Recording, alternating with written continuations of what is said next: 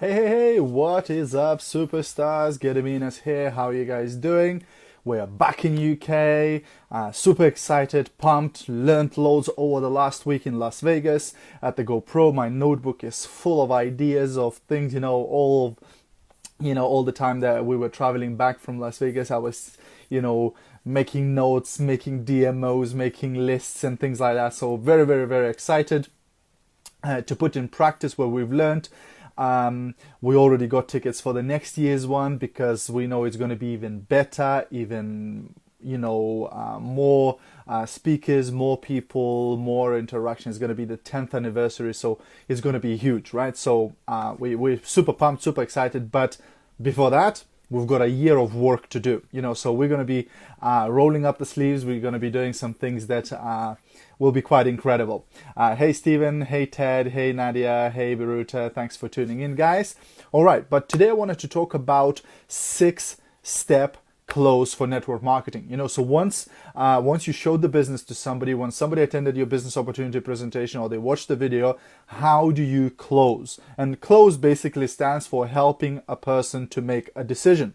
Because a lot of people, when they get into home-based business, when they get into network marketing, they're just scared of a person saying no to them, so they never actually get the decision from a person, right? They just sort of wait and hang around and hope that the person will say, hey, I want to join, right? And sometimes it just doesn't happen. Sometimes the person will not say, hey, I want to join. So we have to learn how to help people to make a decision, right? And you do that by effective closing, right?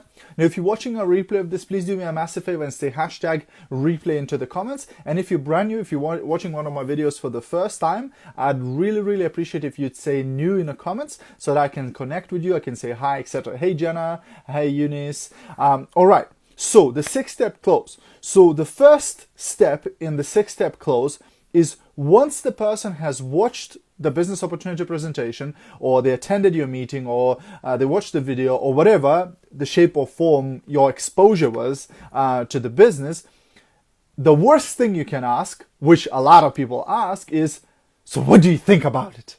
What do you think about it? And this is the worst thing to ask. The reason being is because it invites critic. Most of the time when you ask, what do you think about it? You give your criticism, you give your feedback, right? But the last thing you want to happen after you've done the presentation to somebody is for them to start nitpicking all the wrong things, all the bad things that they think, right? So instead, the first question you ask them, you say, what did you like the best, right? What did you like the best? And you'll be surprised. There might have been people who watched the presentation and they didn't like something, but after the presentation, you go, hey, what did you like the best?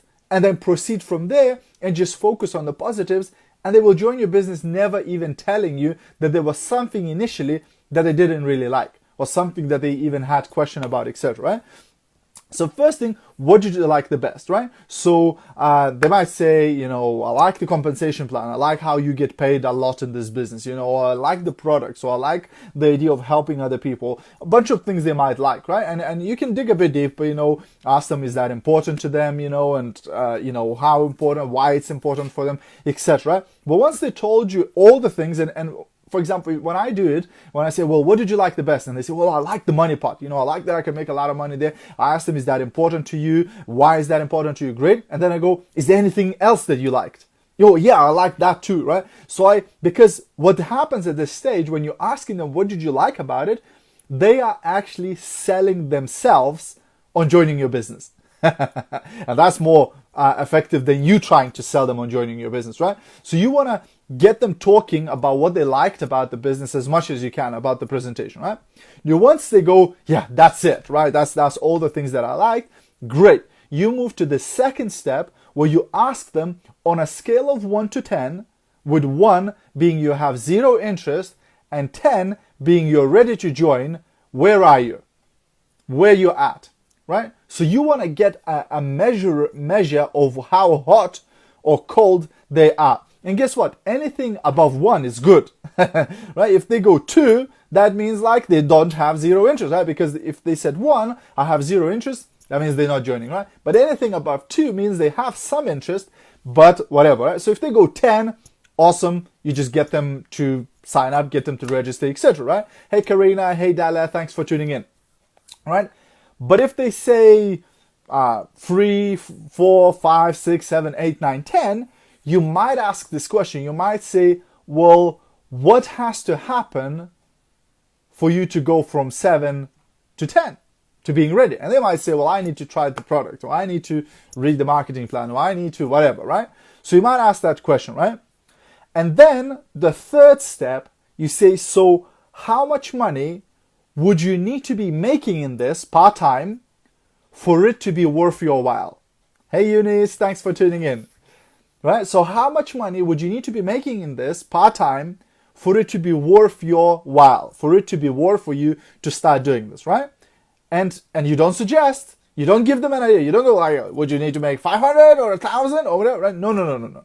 You want them to give you the number. So how much money, Corinne, you need to make in this part-time for it to be worth your while? And they'll give you a number. Maybe 100, 200, 500, 1,000, whatever it is, right? Part-time, right? Great.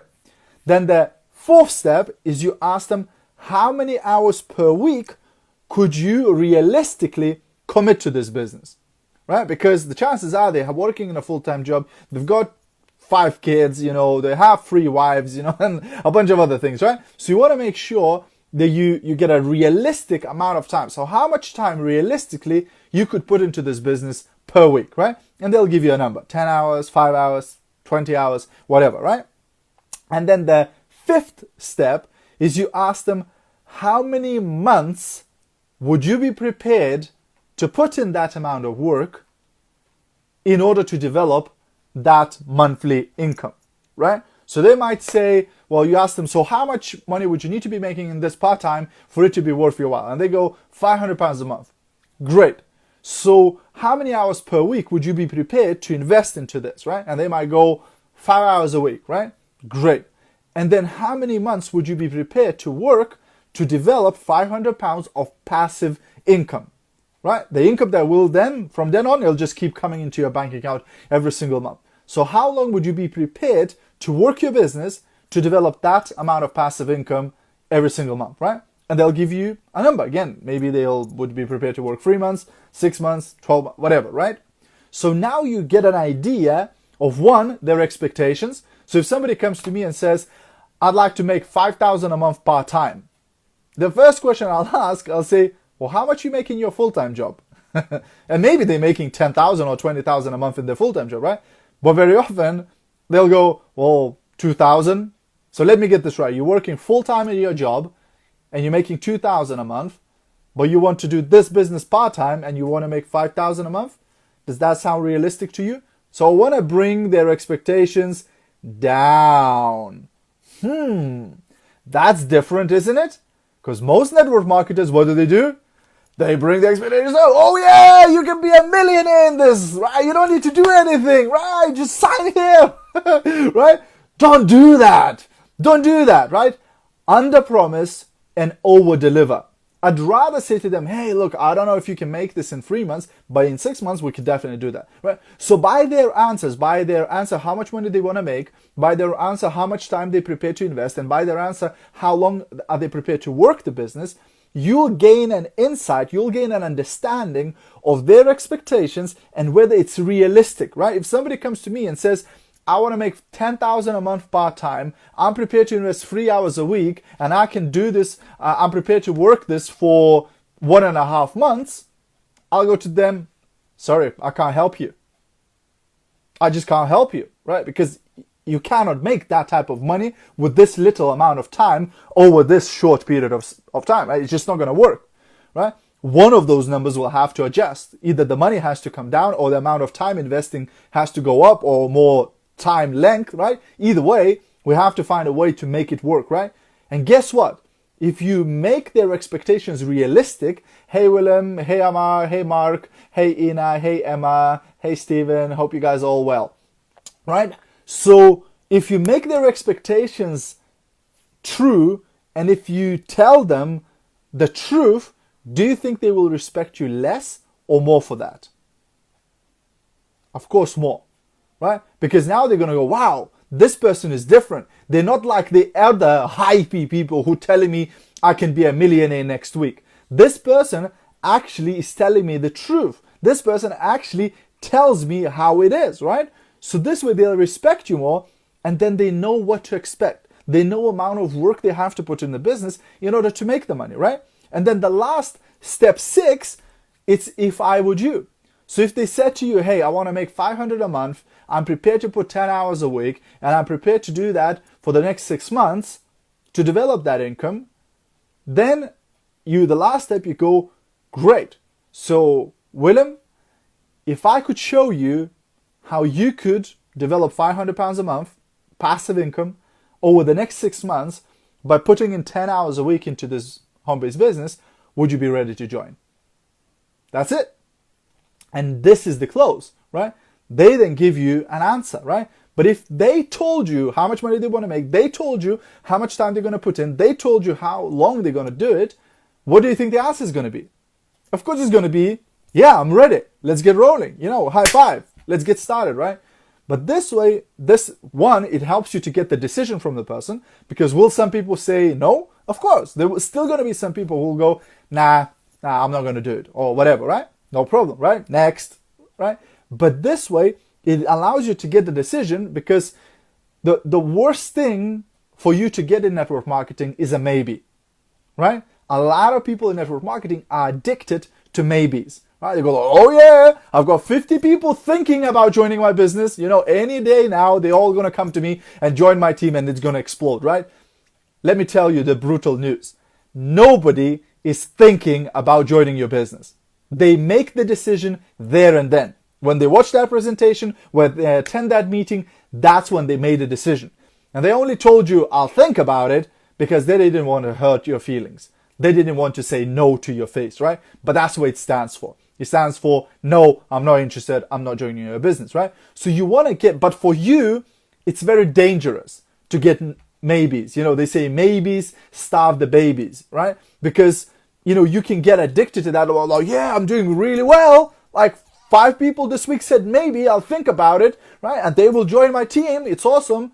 Whereas the reality is you got 5 no's this week and nobody is actually joining your business, right? So it's important, because when you get the yes or the no, you clear where you stand, and then you can move on to the next person. Instead of going, I just need to wait for John now to call me back. But as soon as John calls me back, he joins the team. We're gonna be rocking and rolling, right? He's not calling you back. Forget about it. Move on to the next person, right? So that's why closing is really important. But also, so this way you get the decision, but also it allows you, this closing process allows you to feel where your prospect is. Feel how serious they are about making the money. Feel how much money they want to make. Feel how urgent it is for them, right?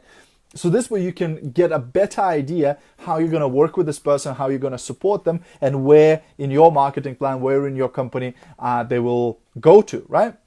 Awesome, guys. So thank you very much for tuning in today. I hope you got some value from this training. If you did get value from this training, feel free to share it with other people. I really appreciate it. If you do share it, do say shared in the comments. So this way I can thank you personally for doing that. And also, if you'd like to learn, me and Rita, we've flown to Las Vegas this week to learn and to gain skills, to gain insights about how to successfully build a network marketing business. We were learning from $1 million earners, from top people in the industry, Les Brown, John Maxwell, Magic Johnson, Eric Worre, Ray Higdon, Rob Sperry, Fraser Brooks, just to name the few, right? We had 3 days of training. My notebook is full, right?